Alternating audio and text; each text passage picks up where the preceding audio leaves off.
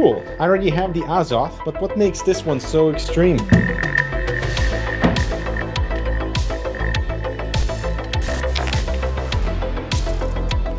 Good people, so this thing is absolutely sick. It shows me two things. One is that Asus knows how to make a premium feeling keyboard, premium sounding keyboard, premium features to the max. An absolutely incredible unboxing experience as well.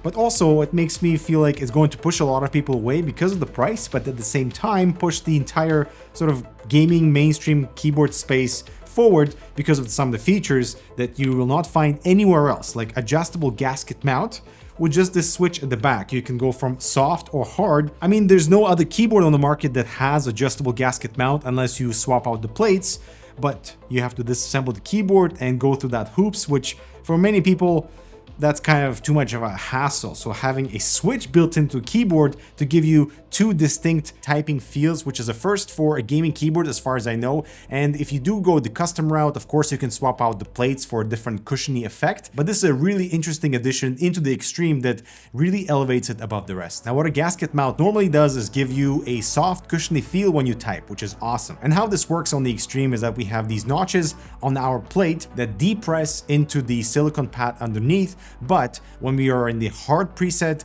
we have these little extenders that prevent the notches from going down. Versus soft, it clears out the room and the whole plate should theoretically come down more. Now the difference between the soft and the hard is actually not that significant. You can feel more of a cushiony bottoming out effect in the soft preset around the perimeters, around the spacebar, around the airflow, because that's where the leaf metal spring gasket is. So Asus actually suggests if you want more of a cushiony bottom feel, you can remove the silicone pad underneath the plate.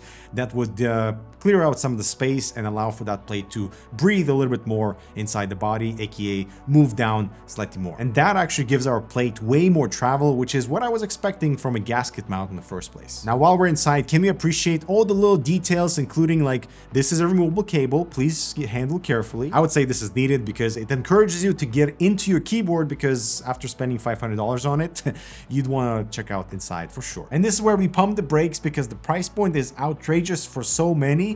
But at the same time, I feel like there is still a market for people who don't want to go the custom keyboard route and want something that is pre-built and still premium, but still being twice the price of the original. It is a lot to ask from the gaming community, you know? Also notice our plate is carbon fiber. So this is normally a very expensive add-on with custom keyboards, but it's really cool to see included here. It would be nice if maybe Asus included other materials like palm or maybe even acrylic. All that is to say is that I appreciate all the attention to detail of the guts of this keyboard, which some people might never see. It's still one of the coolest things on the Azoth Extreme. The new Tower 300, definitely a unique looking case with a 3-piece panoramic front view, made specifically for micro ATX motherboards with insane hardware support, like a 420mm rad fits on the side of the enclosure with this easily removable fan bracket. My 4-slot GPU fits in no problem with breathing room all around, fully dust protected on all sides too. The optional LCD screen is super fun, and the lay flat mode brings the Tower 300 into a whole new universe.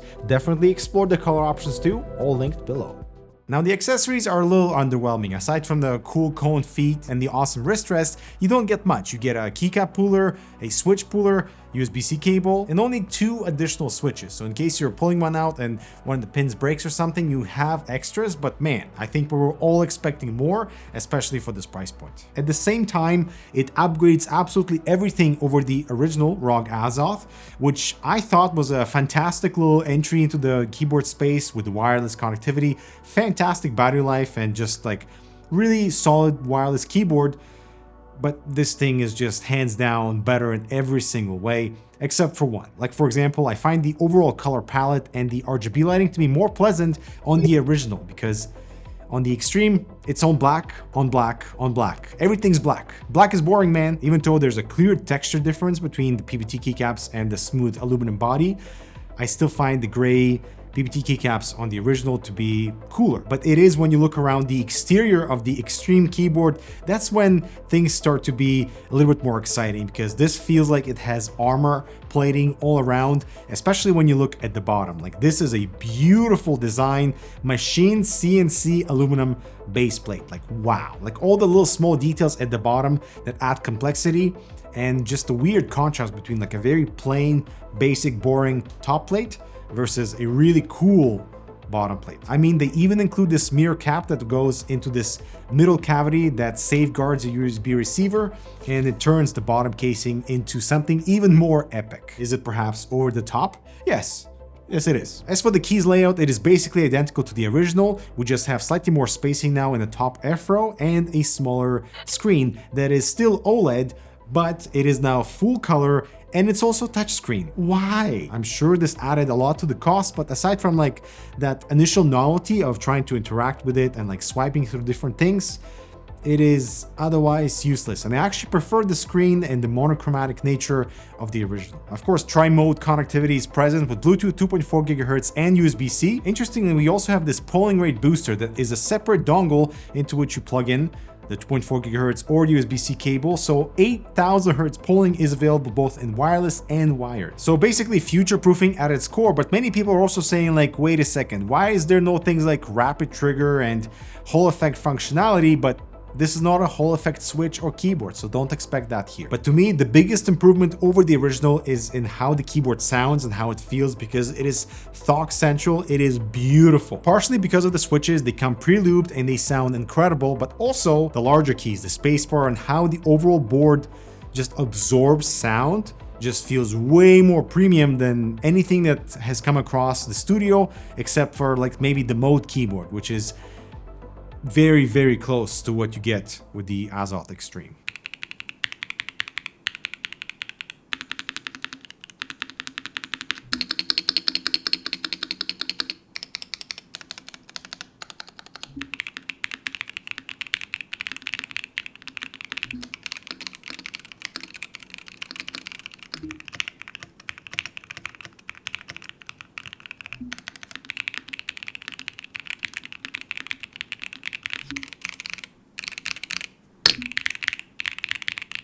So as you heard, it was a very THOCCCC experience, way better in terms of feel and sound profile versus the original Azoth. And now I've removed the silicone pad so we can hear what the keyboard sounds like without it.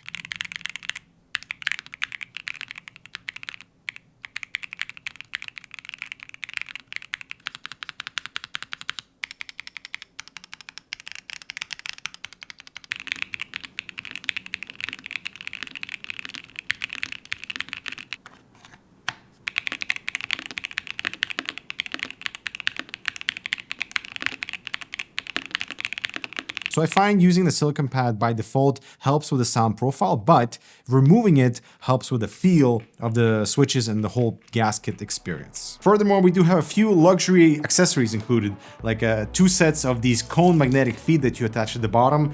It's a very satisfying procedure. While the wrist rest is also a little bit over the top, beautiful soft touch material over here that has a little bit of cushion, and an aluminum base plate for stability. So this thing actually weighs quite a lot. It's not going anywhere. Now for context, I for real have used the original Azoth as my primary gaming keyboard because it's wireless and I love the light switches. And using the Azoth Extreme in the gaming environment felt almost weird, just because it's such a high-end keyboard. It doesn't feel like it should exist in the gaming space because of how much it weighs, because of how nice it types, because of the sound profile, all those things that you normally never find in the gaming keyboard, and yet here we are. I do love the build quality upgrade over the original, but it is the typing experience that really sets it apart.